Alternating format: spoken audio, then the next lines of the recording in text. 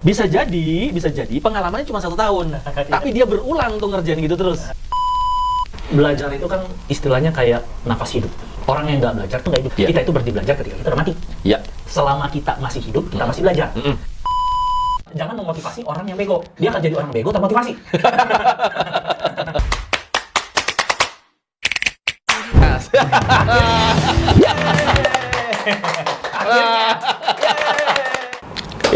Podcast pertama Inti Magnas.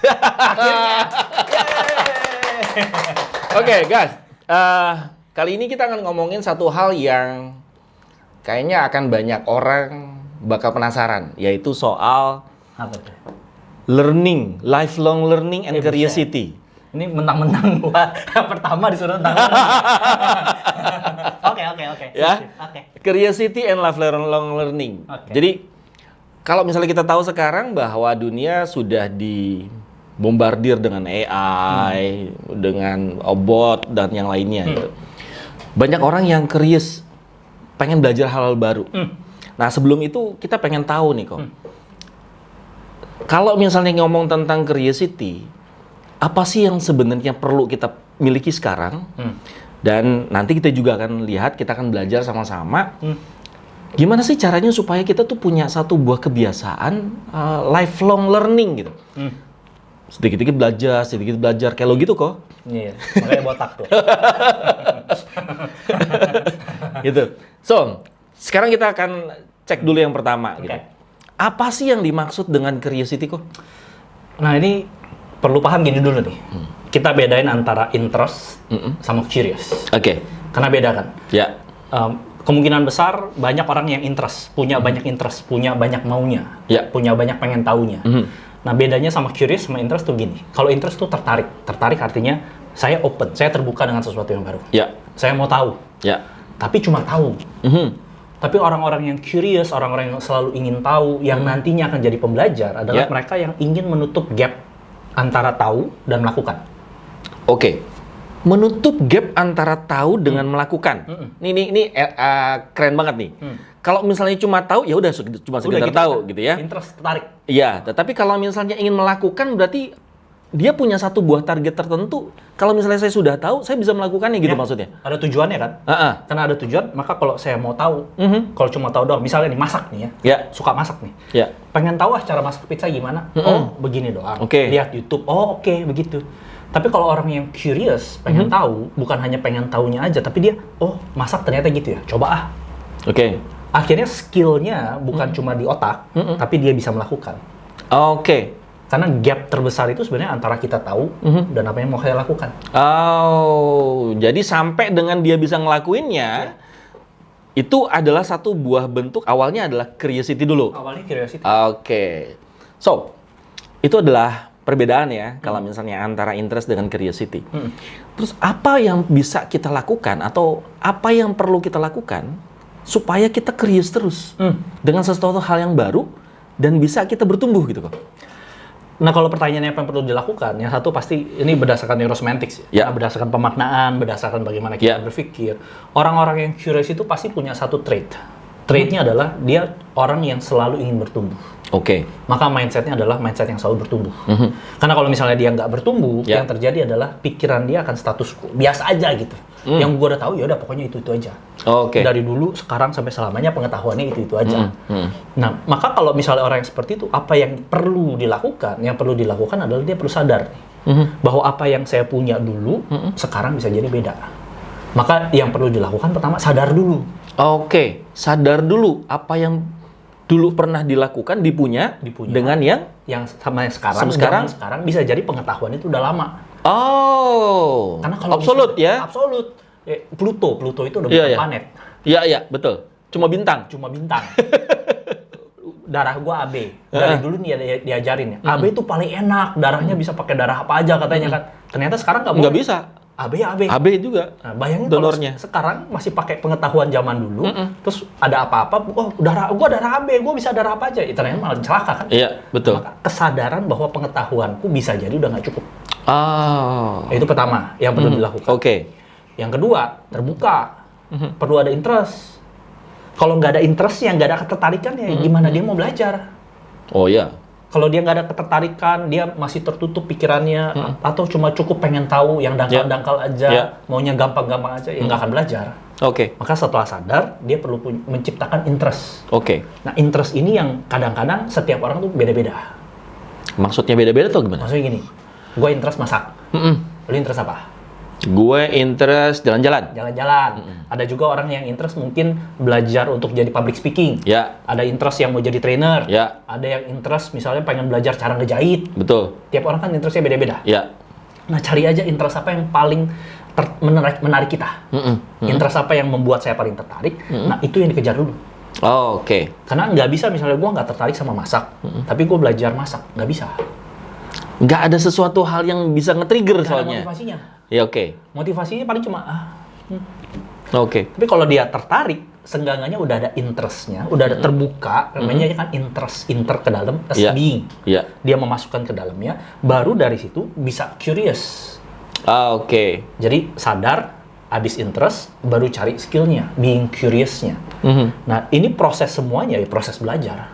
Betul. Maka hubungannya kalau jadi lifelong learning, ya berarti dari sadar, tertarik dengan sesuatu yang menarik hatinya, menarik pikirannya, lalu mencari pengetahuannya supaya dia bisa melakukan. Nah, barulah dari situ cara belajarnya yang seperti apa. Supaya tetap keep track. Supaya kalau misalnya beberapa waktu lalu tuh ada satu buah posting kok di LinkedIn. Salah satu teman saya bilang gini, orang yang punya pengalaman 10 tahun, jangan buru-buru happy, jangan buru-buru bangga. Bisa jadi pengalamannya cuma 1 tahun, tapi dia berulang tuh ngerjain gitu terus, gitu kan? Nah, kalau yang berkenaan dengan kalau misalnya kita ambil environment-nya adalah environment learning, belajar. Berarti kan yang baiknya adalah kalau misalnya kita udah tahu nih knowledge 1 step nih. Terus step berikutnya apa lagi ya? Step berikutnya apa lagi ya? Kan gitu kan? Itu yang baru disebut dengan lifelong learning atau gimana? Paham dulu kata belajar. Belajar itu kan istilahnya kayak nafas hidup. Orang yang nggak belajar tuh nggak hidup. Kita itu berhenti belajar ketika kita udah mati. Selama kita masih hidup, kita masih belajar. Nah, maka lifelong learning itu bukan artinya hanya cuma sekedar tahu. Tahu itu one thing, satu hal. Tapi ketika kita mau jadi lifelong learner, belajar terus, maka sebenarnya apapun yang ada di dalam hidup kita itu bisa jadi pembelajaran. Sesimpel apa aja, boneka ini bisa jadi pembelajaran. Podcast ini bisa jadi pembelajaran. Ketemu orang di luar yang nyebelin maupun yang baik, itu jadi pembelajaran. Betul. Maka punya sikap di dalam setiap segala sesuatu yang dilakukan, itu adalah pembelajaran. Itu baru jadi lifelong learning. Nah, kalau dalam konteks tadi, banyak orang yang belajar satu hal, lalu dia kira itu sesuatu yang benar, dan dia pakai terus. Maka bayangin kalau yang dia pelajarin di awal itu salah, 1 tahun dia belajar salah, 10 tahun dia ahli melakukan yang salah. Makanya kadang-kadang jangan memotivasi orang yang bego. Dia akan jadi orang bego termotivasi.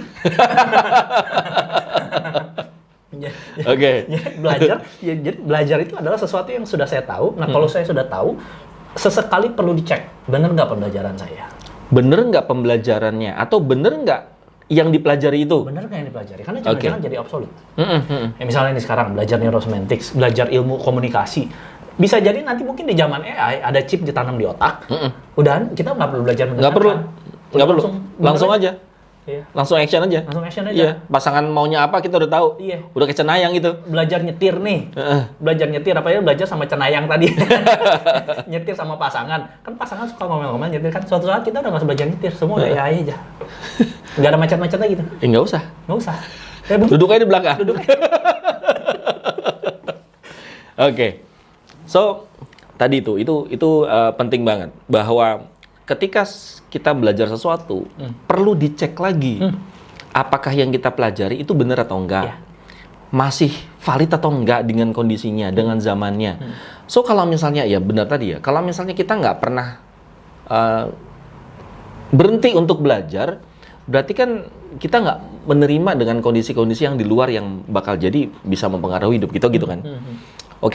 So kalau misalnya punya tips nggak sih kok? Gimana caranya supaya gue ini gitu punya satu buah behavior, kebiasaan, bisa memaknai sesuatu hal yang datang terhadap diri gue sendiri gitu. Itu sebagai satu hal pembelajaran. Tips paling umumnya adalah begini. Segala sesuatu itu pembelajaran. Itu ditanam aja. Oke. Apa yang ada, itu semua pembelajaran. Sesimpel, kue ini pembelajaran. Boneka ini pembelajaran.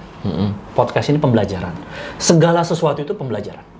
Oke. Maka kalau sudah punya mindset seperti itu, segala sesuatu pembelajaran, maka kita akan terus belajar. Oke. Karena kan ada niat untuk belajar. Ya. Dan ini hanya bisa dilakukan bagi orang-orang yang memang mau bertumbuh. Hanya dilakukan ketika orang itu mau bertumbuh. Kalau nggak mau bertumbuh, dia nggak akan lihat apapun pembelajaran. Oke, buat teman-teman yang memang nggak mau bertumbuh, yaudah matiin aja podcastnya. Nggak usah. Nggak usah nonton. Nggak usah. Ya kan? Nggak usah belajar. Nggak usah belajar. Nah, ketika kita tahu bahwa semuanya ada pembelajaran dan itu adalah semua pertumbuhan, yang berikutnya adalah selalu ngecek.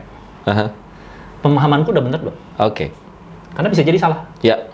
Sehingga satu, apapun jadi pembelajaran. Dua, pemahamanku bisa salah. Maka tipsnya adalah, kalau pemahamanku bisa salah, selalu diupdate. Oke. Oke. 3 simple step aja. 3 step itu aja ya.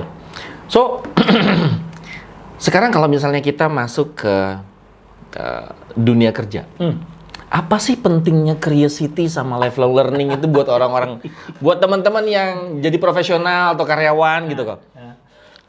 Pentingnya banyak. Pentingnya banyak. 2 aja kok, nggak usah banyak-banyak. Kalau banyak-banyak ntar kita jadi training ini. Salah satunya pertama ya, pertumbuhan pribadi. Oke. Karena kalau orang kerja itu kan dibayar berdasarkan value. Ya. Kalau saya nggak belajar dan value saya stuck di situ-situ aja, ya harga saya segitu-segitu aja. Betul. Pertama. Ya. Yang kedua, efektivitas. Efektivitas, yes. Semakin kita belajar, efektivitasnya itu semakin bagus. Pasti. Perusahaan juga, yang mana perusahaan nggak mau karyawannya efektif? Nggak ada. Ya, nggak ada. Jadi bukan hanya pengembangan diri saya di dalam value, tapi di dalam pekerjaan saya, performa saya, itu efektif. Efektif. Maka 2, being, doing. Oke. Secara being, saya menjadi orang yang bernilai. Ya. Secara doing, semua yang saya lakukan itu efektif. Betul. Karena kalau misalnya karyawan itu kerjanya efektif kok, itu nggak bakal ada lagi overtime kok. Nggak. Nggak bakal ada lagi lampu yang nyala setelah jam 6. Iya, apalagi AC-nya dimatiin, panas. Ya, panas kan? Jadi ya terserah teman-teman nih. Mau tetap terus belajar untuk bisa naikin kapasitas diri, naikin value-nya. Setelah itu nanti teman-teman bisa bekerja secara lebih efektif, lebih efisien, dan bisa ketemu orang yang disayangin di rumah lebih cepat, atau mau overtime tiap hari. So, that's your choice. Ya kan gitu ya? Dan belajar juga bukan artinya perlu belajar ikut training yang berhari-hari, enggak kok. Betul, betul. Sesimpel belajar di handphone yang micro learning aja. Ya. Sesuatu yang simpel-simpel aja. Ya. Kayak, kan banyak sekarang tuh. Daripada kita doom scrolling katanya. Ya micro learning aja. Sesuatu yang simpel, misalnya mau apa? Masak 1 menit. Ya, cuma lihat resep kan? Iya. Berikutnya apa? Latihan. Betul. Betul. Jadi bukan cuma tahu, bukan cuma interest, tapi bisa curious melakukan. Ikutin terus podcast dari Inti Makna. Kita akan ketemu lagi di video-video berikutnya. Tapi sebelum itu, saya mau kasih tantangan nih buat teman-teman yang nonton podcast ini. Kasih tantangan kok, supaya mereka nih yang nonton podcast ini nih, itu punya satu skill nambah nih. Skill curiosity and lifelong learning. Gimana kok? So, challenge-nya Challenge-nya simple. 1 minggu ke depan, setiap hari, cari sesuatu yang Anda tertarik, lalu cari informasi tentang hal itu, dan di hari terakhir, cari bukti sebaliknya. Bener nggak apa yang sudah Anda pelajari itu sesuatu yang baik? Kalau misalnya itu sudah dilakukan, maka kalau bisa nih ya, itu bukan cuma seminggu, tapi setiap saat. Oke. Akhirnya itu jadi sebuah skill yang dimana saya selalu mencari sebuah ide baru, ide baru itu saya pakai, saya latih, dan sesekali saya review, bener nggak ilmunya? Oke. Simple. Simpel segitunya. Nah, buat teman-teman yang sudah atau nanti akan lakukan challenge ya, boleh posting di story, ya, lalu tag ke @inti_makna. Oke? Sampai ketemu di podcast berikutnya. Ciao!